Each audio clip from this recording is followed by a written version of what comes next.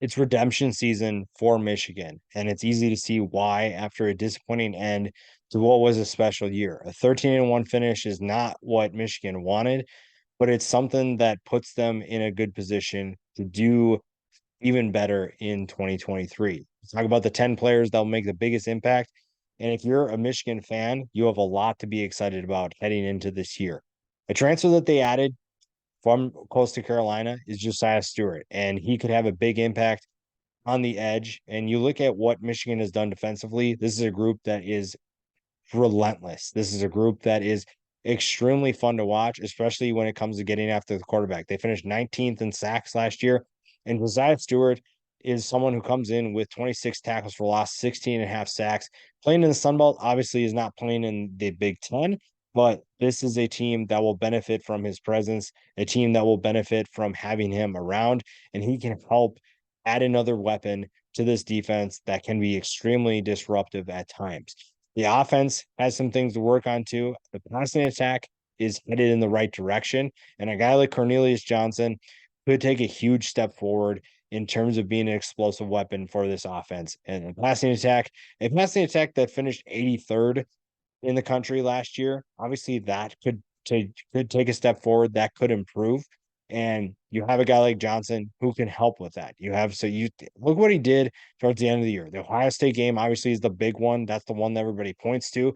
But you're seeing what this team could be. This is again, everybody knows they're going to run the ball. Everybody knows they're going to run the ball efficiently. It's just a matter of how efficient are you throwing the ball? How explosive can you be throwing the football? Cornelius Johnson at times was one of the most explosive players in the country.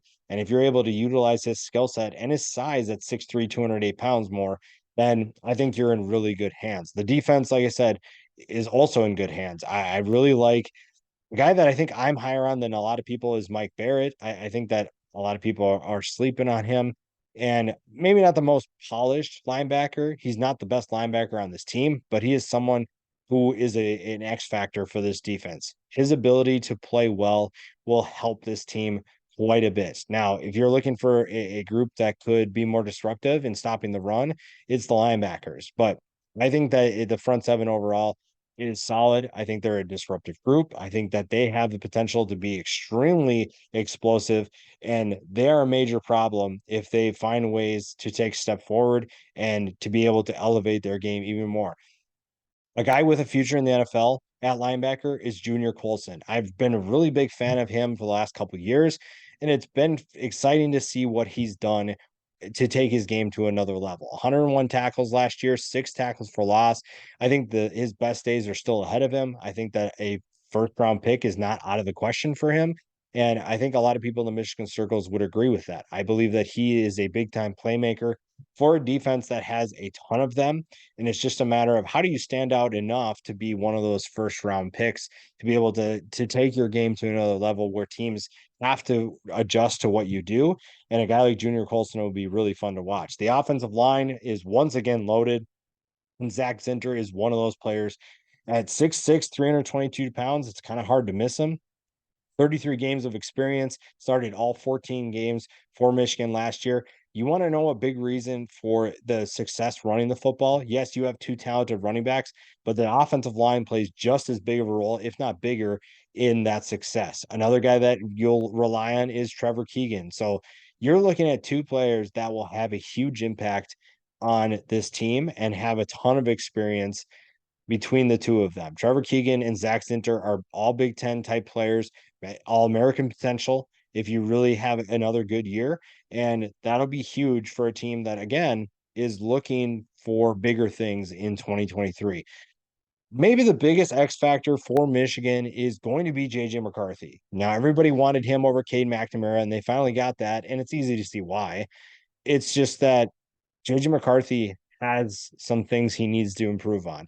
His performances in big games will probably be the biggest thing, but we've seen his potential. We've seen what he can do. And I think there's always a step forward that people can take. It's just a matter of how big.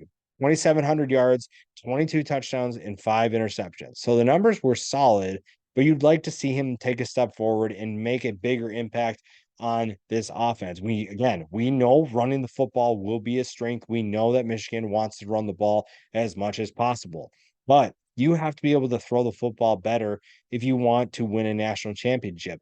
Michigan was not going to beat Georgia last year.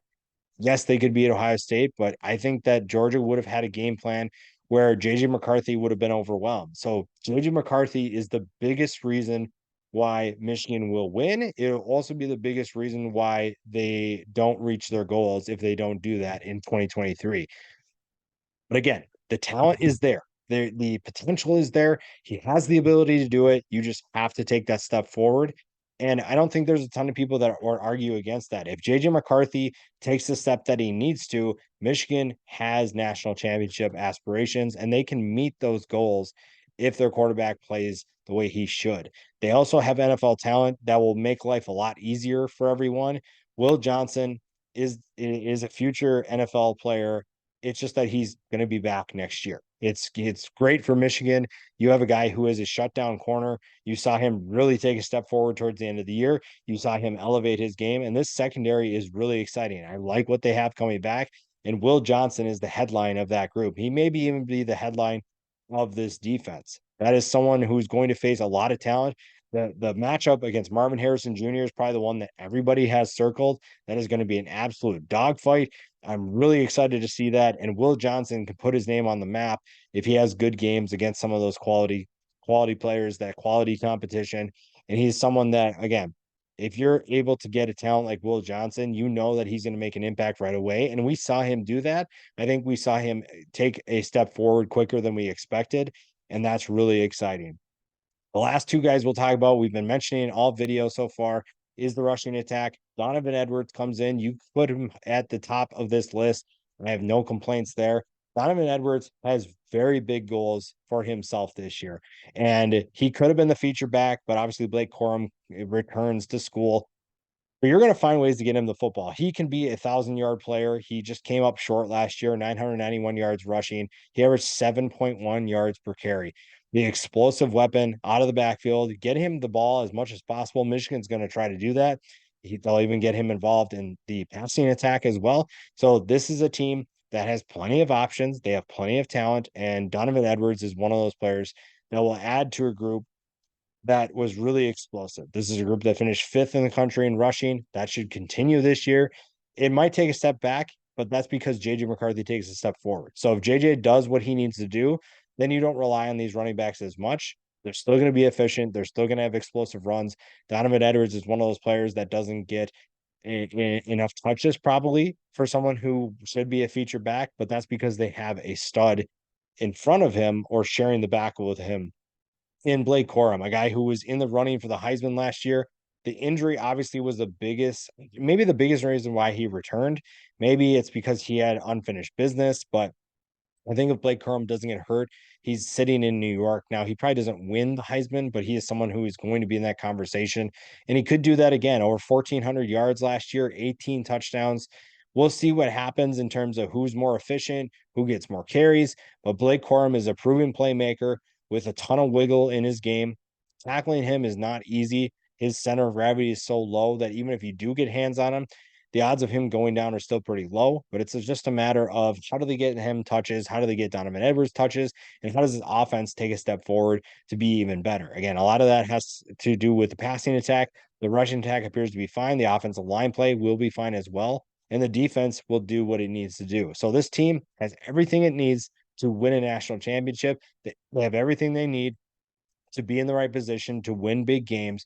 And if they're able to do it because certain things, certain positions take a slight step forward and prove to be more reliable than they were last year, and they find ways to play better in big games, especially when it comes to the playoff. And then you find a way to beat a team like a Georgia, like a team that everybody expects to win. Michigan is right there. They just have to take another step to get where they want to be.